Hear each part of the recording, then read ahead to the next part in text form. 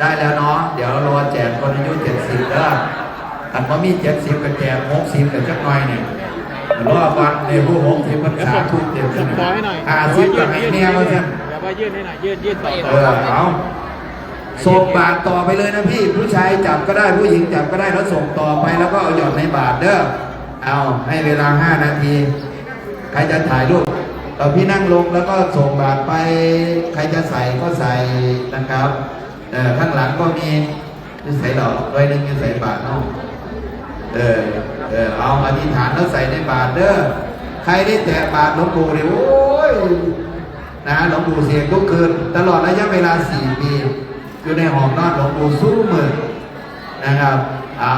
ให้เวลาอีก3 นาทีใครจะขายที่หลวงปู่ว่าใครสิขายที่ยกมือคือโอ้ขึ้นหลายเจ็ดกว่าบาทเนี่ยถ้ามีโฉนดที่เราถ่ายเอกสารมามันจะมีตู้โฉนดนะพี่นะอยู่ด้านข้างให้เอาไปหย่อนเด้อหลวงปู่เสกให้ทุกคืนท่านอธิษฐานให้ทุกคืนให้ได้ขายไว้บาทใบหนึ่งอยู่ใส่เนี่ยผมพูดโอเคเอาส่งไปเรื่อยๆส่งไปเรื่อยๆแต่จะลืมส่งคืนก็แล้วกันเพื่อนไปคืนรถได้บ่อยเลยเนาะเดี๋ยวเราจะได้กราบลาพระรัตนตรัยพร้อมกันหลังจากกราบลาเสร็จหลวงปู่จะมีพวงมาลัยโยนให้ในท่านเสียพวงมาลัยไว้ทั้งคืนเลยเดี๋ยวโยนไปเข้าเมืองใครเป็นของคนนั้นเด้อห้ามไปดึงกันเด้อเตรียมตัวนะครับอะระหังสัมมาสัมพุทโธภควาพุทธังภคะวันตังอภิวาเทมิสวากขาโตภควตาธัมโมธัมมังนามัสสามิสุปฏิปันโนภควโตสาวกสังโฆสังฆังนามามิ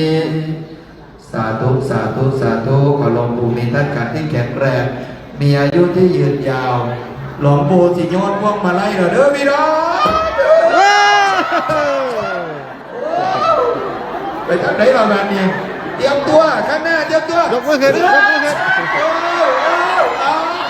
เอาเมื่อเร็วกระโดดออกว่ามันโกบแบบนี้ต้องค้างโอ้ยเลี้ยงสวมตากันซะหน่อยแบบนี้เนาะคุณเอาเรื่องดีจ้ะเฮ้ยไหนล่ะแบบนี้แตกเป็น3 โอ้คุณพี่เขาทุ่มเทมากเลยแสดงว่าเราเป็นนักฟุตบอลเก่าประตูผู้รักษาประตูมาแล้วชึบ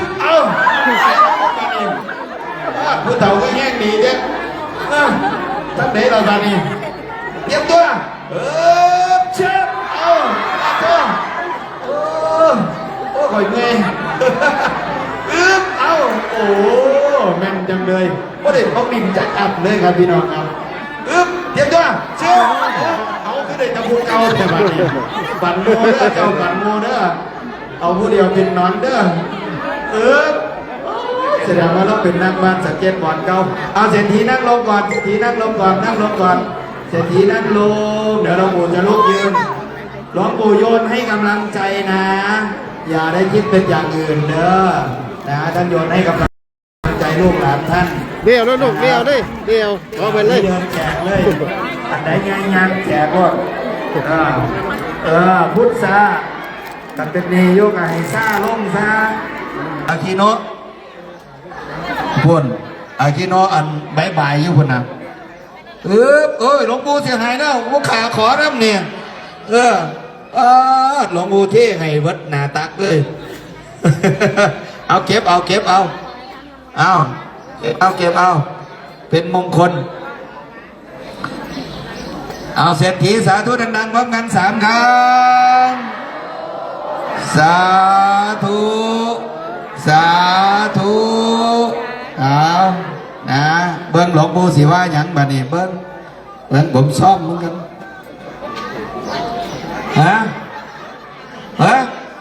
หลวงปู่ว่าหยังก่อน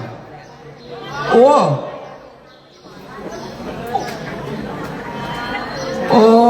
ปู่ว่าดีครับดีแห้งว่าท่านสา